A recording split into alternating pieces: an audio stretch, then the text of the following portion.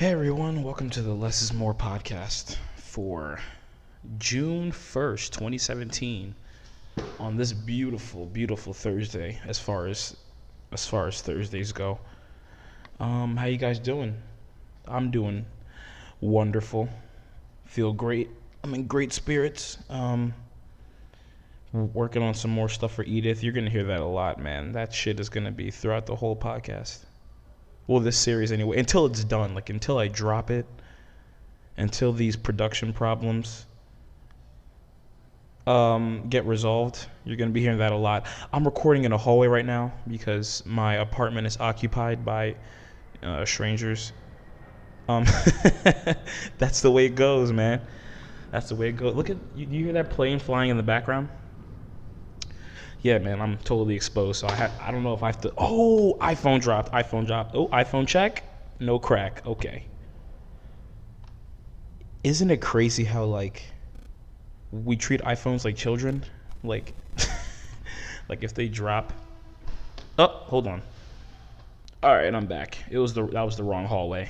That was I thought someone was coming. Yeah, we treat iPhones like children, man. We like when we drop them, like our heart stops, and it's like, shit. Like I don't know CPR. You gotta check for that crack. We gotta check all the vital signs. Oh god! But when an Android falls down like 4 flights of stairs, like we don't give a fuck. It's like, oh okay. We treat the Android. We treat Androids like Nokia phones. remember the remember those Nokia phones, the ones where you can like use it for like a load bearing wall, like they don't crack, so you can use for anything. Like if you need to chisel your name into like a memorial wall, you just fuck a hammer, just get a Nokia phone. But yeah. Anyway, my iPhone's good. All right, let's carry on. I had a relaxing day yesterday. I went to Central Park, and I just wrote all day, man. I just thought of new content and new short film stories. I'm submitting some of my writing into some screenplay contests, so hopefully I hear back from them. Hear back from any results that come in. That's gonna be dope. I think that's the way to. Well, that's definitely one of the best ways to get noticed as a screenwriter is to drop some of your scripts into these contests. Whenever you get the chance, because contests for screenwriters are like the best thing to showcase your writing. Now, if you want to be a director and a writer, which is what I want to do in the future, but writing's my gift. That's my God-given talent. That's like my passion. So the way to get noticed only for screenwriting is like joining the Blacklist, which is a screenwriting network, and like industry professionals always check the Blacklist for like the newest screenplays and like, okay, this guy has a great tone, great narrative. I'll give him a call, and you put your contact information on there, so they call you. That's the best way to get connected with like an agent or a studio exec. So I think that's the direction I'm heading in. That's what I'm trying to do. So I've been doing a lot of that, and I guess other methods like social networking, like through this podcast. Hopefully the right person hears it and hears my comedic tone or lack thereof, or whatever the exec decides to hear. I hope it just gets my name out there, and through your shares and subscriptions, I can hopefully branch out and like, this podcast shit is fun, but like I'm a writer, I'm a screenwriter. That's what I've been put on this earth to do, and I've been trying to hide it for so long, and I'm done hiding. So like you just gotta, if you're an artist, man, come out as an artist. As wrong as that sounds, just come out. You're an artist. Say it loud and proud, man. And that's what I am. I'm an artist, and I'm not a 9-to-5er. I mean, that's great if you want fast money, but like I'm not an employee. Like I don't feel that way. I mean, we're all eventually going to be employees.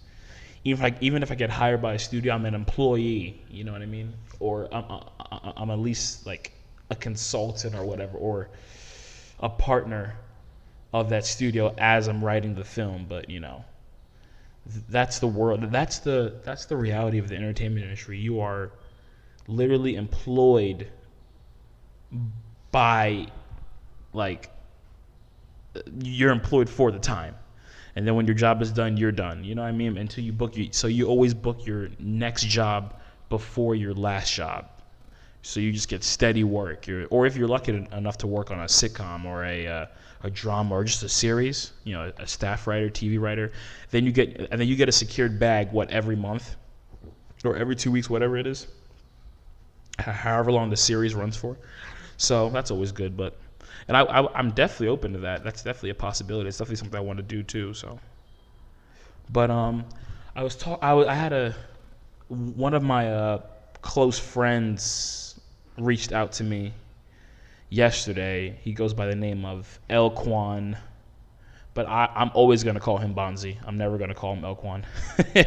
And I think me, along with our other circle, like we know that. Like your name is Bonzi, okay? To your fans and your groupies and the white girls, you are Elquan.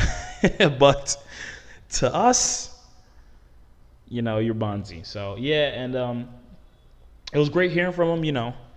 I've been meaning to reach out, but I guess me and Bonzi have had like a roller coaster friendship. He's definitely a brother from another mother. Always, I have much love for him. But we're very critical of each other's methods in terms of relationships, of women, of the art form that we're both respectively in. He's a rapper, he's a hip hop artist mainly, and I'm a screenwriter, and I'm mostly into the film thing, so film world, if you will. So yeah, we're very critical. Like last year, I dropped a couple posters for a TV pilot I was working on, and I submitted to Amazon. And he was very critical of the poster. It was very constructive, but he was critical. And I've been open, even with him or our other friends, about him. Like, I don't think he's where he is, music-wise. I think he can do better. I'm not really feeling. I haven't really felt the music he's put out in the past couple of years. The stuff I've listened to anyway, and I just think that he can be like if Bonzi was to do, if Bonzi was like. If Bonzi did the Lil Uzi thing, he would have been signed. You know what I mean? I mean, that conscious shit is cool. That Kendrick Lamar shit is cool. But if Bonzi did the fucking Uzi, the I don't really care if you cry, all that shit, all that fucking pseudo depressing shit, because Lil Uzi, I mean that song is a hit, but a niggas jam to it and they're not even listening to the lyrics. They're just like, oh shit, I don't care if you cry either. Yeah. Like, you know what I mean? But if Bonzi did that, man, he'd be skyrocketing. So I just don't think. I haven't listened to some recent stuff, but I listen on and off. But we've had a roller coaster of our friendship. We're very hard on each other, and that sometimes it makes you not drift apart. Because me and him, I've known him since 2010, so that's 7 years of strong core friendship, but sometimes you need a break from each other. So I don't really call what me and him had a beef. I've had beefs I'm still currently in, but as you get older, beefs start to the word beef just starts to diminish. As you get older, you just don't care. You know what I mean? It goes from beef to I don't give a fuck about this person, and I'm gonna live my life, and I'm not going to lose sleep over this person. You know what I mean? But me and Bonzi never beefed. We just had disagreements, and we just said, all right, let me take a break from this motherfucker. But it's always been yo, it's my boy. I know his mom, I know his grandmom. I consider them close, so it's all good. But I said this before, I have a handful. I have different levels to my friendships. I have my brothers from other mothers. And that's my boy Wes, my boy Coop, my boy Tom Kingsley, my boy Leroy and Jordan. My boy Tony Ferrer. Even though I'm missing his birthday party. That's on record for this I'm missing that birthday party, bro. But Bonzi, my boy Bonzi, I know him the longest, technically, since 2010. And then there's other sub-levels, people that I'm close to, I don't talk to that much, but I know the love is still there, Brian Clayton, Who else? Um, oh my little brother Dale in Kappa Sigma. He's just an emerging star. Like he just skyrockets. He's just gonna do his thing, and like he knows that support for me is always there. I don't see him as much as I like to. Cause I'm not really in the PA area, but like, yeah. So it's just top tier, like the people I just named, like and then it's like I have a middle tier friendship. It's like the Brian Claytons, the Brandon Holidays, people I don't really see as much, but like, whenever I link up with, it's still all good. You know what I mean? And then there's just people I just don't fuck with, which I won't name. I won't give them that luxury of like putting them on my platform. As small as my platform is, I'm just not gonna name the beefs that I've had in the past unless they pertain to a specific topic within the podcast. But like, yeah, man, the thing about beef is just that it starts off sometimes or most times as a joke or just something you don't think is that serious, and then it blows up, and then it's like there's some problems that can't be fixed with a conversation. You know what I mean? Like me and this specific character, I guess it's the main beef I've been in, but it's not even a beef anymore because we don't even see each other, and like we're totally out of each other's lives. But like this one beef started over just the girl he was with, and like I knew it was just bad for business, and I just wanted to not want to be around that girl because he was with her. It just brought things to like a halt in our friendship, and like things spiraled out of control out of that relationship, which landed on all of us. And like I just wanted to get out of it, and me getting out of it was like, whoa, like what are you doing? You just don't want to be friends anymore, and just like shit like that. It's just, I don't know, it's petty college shit, but I'm over it. And beef, it's just like for example, Drake and Meek Mill's like you know the music you guys could have made together, but like over a girl like Nicki Minaj. It might not have been over her, but like reports say, you know what I mean? I don't like to listen to the tabloids, but like if every tabloid is saying it, like come on, man. Like Drake and Meek could have made amazing music together, but just like, Nicki. I don't know what, and I guess I don't know what it was, but just Meek not feeling adequate or him being like insecure. I don't know. Or maybe Drake being insecure. I'm not taking sides. I'm just saying like that shit is stupid. Now look at you guys. I mean, Drake is obviously killing it, and Meek is killing it. He's killing it in his own way. But that shit is like, you guys could have. Amen was a hit. That people still play Amen to this day. That song was a hit. People forget Jeremiah was on it. If the song is that good to make people forget there was another human being on that song, then you guys had a thing going.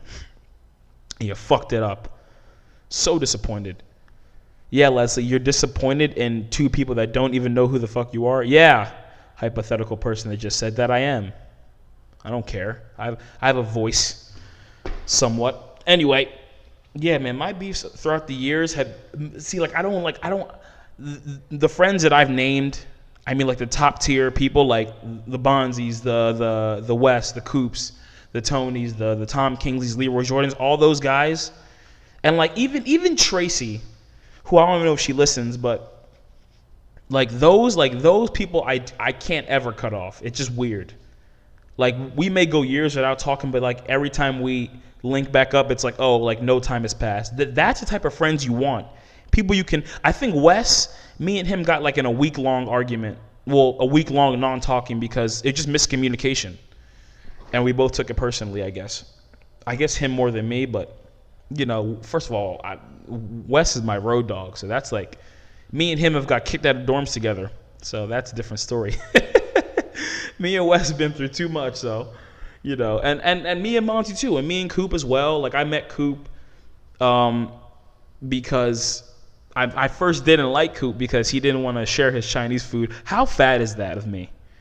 I don't like someone. Also because he looked like I was in love with this girl back in high school, and then she chose this light skinned guy who was like 6'1", I guess. And Coop looked just like him, and for that reason, I didn't like Coop when I first met him, freshman year in Hannah Hall. But like then we became pledge brothers and fraternity brothers eventually, and it's like, all right, now he's like a brother from another mother, so it's like, all right. But like, yeah, like little shit like that, like you sort of bring your immaturity into like the first year of college, and then you like man up and you're like, okay, this shit is like it's not even worth it. So then yeah, you get over it.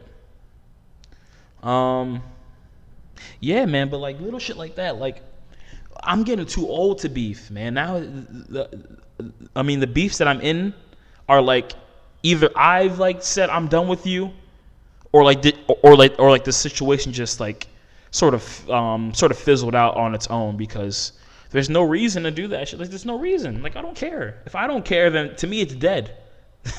you can harp on it, but I don't give a fuck. You know what I mean? So that's where I stand with all that drama. Like, I'm a different Leslie. Like, all that drama, like that shit was fun back in college, but now that it's time to like pay bills and loans and get steady work so I can like survive in New York, like I'm just gonna keep to myself. I'm a recluse.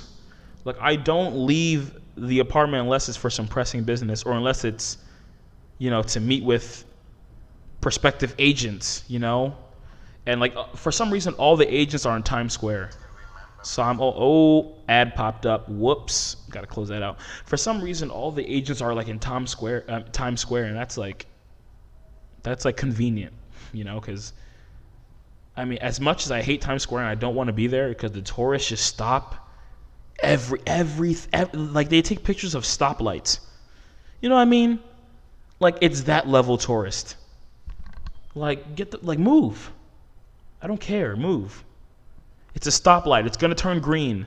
You don't need to snap a picture. You don't have stoplights in Kazakhstan or whatever, or Finland. You know what I mean? Like, it's not that serious. If anything, take a picture of the what's it called? Of the posters and the neon lights. The neon lights in front of every fucking store. Every store has a neon sign. Like the Olive Garden in Times Square, the Bubba Gum Shrimp. Like, Jesus. I can only imagine your light bill.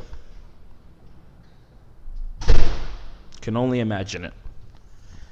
But actually recording in this hallway, now I'm thinking about it, it's actually ideal, because the echo kind of accentuates my voice, so like people can hear me more.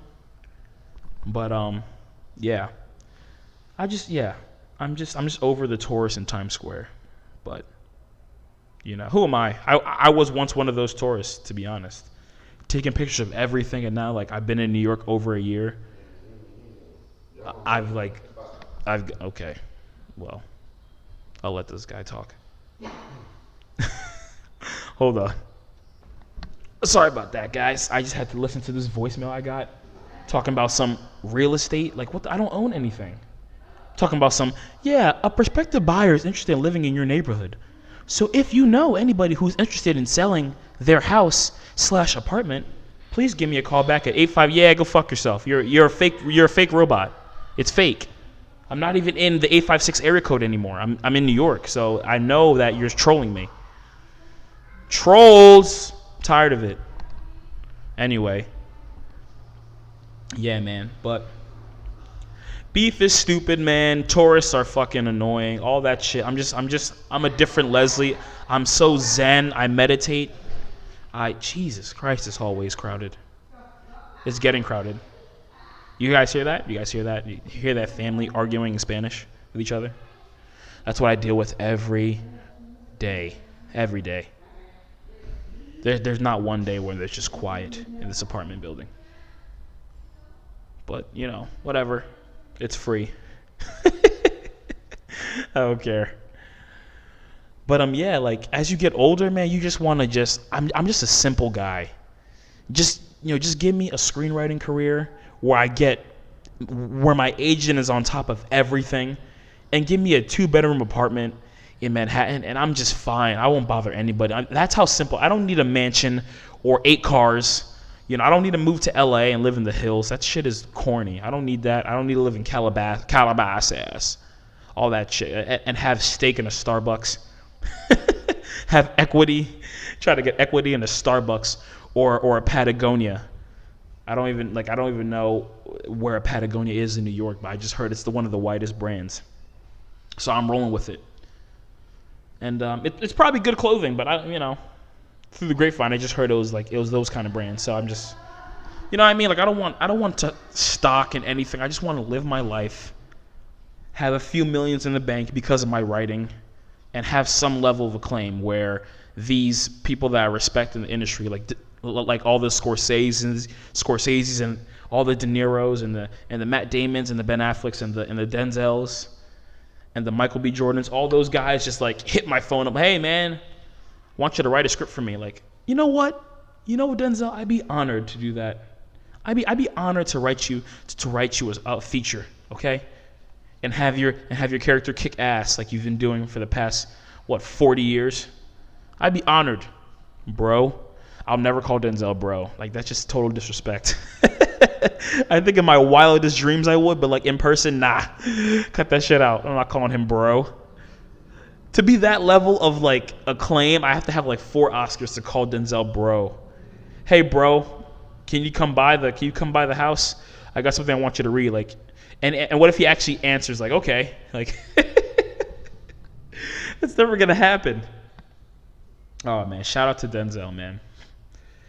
He's a legend, and he's gonna die one. He's amazing. What he's done for the film culture, what he's done is like you can't even put into a sentence for this little itty bitty podcast. All right, let's get to some film. What's coming out in the film? Jesus Christ! I just heard that they are doing a fucking Transformer, what is that, Bumblebee spinoff? Jesus, Michael Bay is gonna milk this Transformer train until he dies. This is ridiculous. But it has Haley Steinfeld, so I love her, so she's gonna be great. And let's see, go to my trusty dusty list here.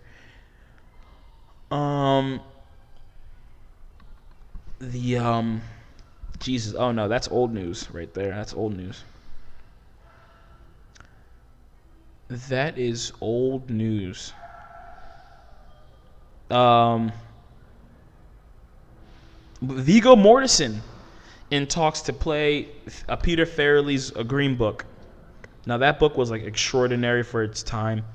It was like Peter Farrelly is already like a gifted, talented dude. So like to see him put Viggo Mortensen, another gifted, talented actor, into that book, it's gonna be phenomenal. I know it's gonna turn out well.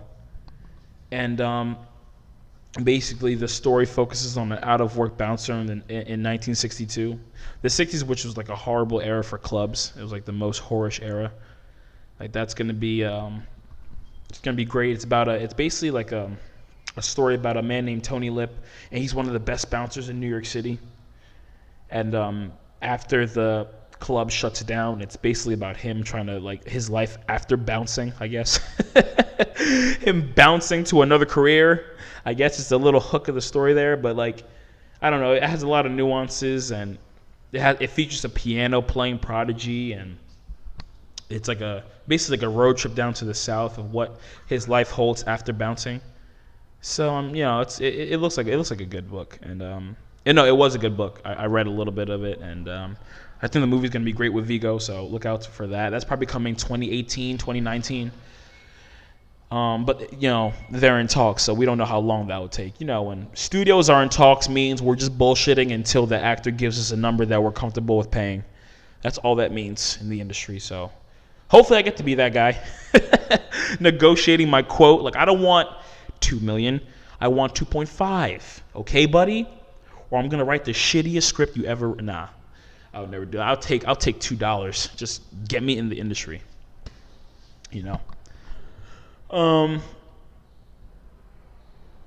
Not that much film news today in terms of, upcoming dates.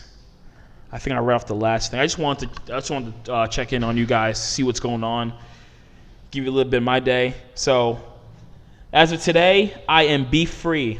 Not really beef free. I still got some looming beefs out there, but I won't acknowledge them. So in my eyes, I'm beef free. That's how I look at shit. If I don't care, then it's not happening to me. So yeah, man, I'm just trying to live life as positive as possible, man. That's all we can really do. So shout out to all of the friends I named and your future careers and your endeavors. I'm always gonna critique you, and we're always gonna fight and argue, but there's always gonna be love. So yeah, man, that's where I stand on that. Just had to address that beef is stupid, and I was stupid for getting in some of them, but I don't regret any of them, though. You know what I mean? I regret nothing because they shaped me into who I am today. That's what I believe, honestly. So, I'll talk to you guys tomorrow. Hopefully, I'm gonna be watching the finals today. First game of the finals. So I'm probably gonna go to probably Wicked Willie's. It's a bar and restaurant. Probably gonna go there. I know the bartenders there, so they're pretty chill. Probably gonna go there and just watch the game. Order a bunch of waters because I'm broke. All right.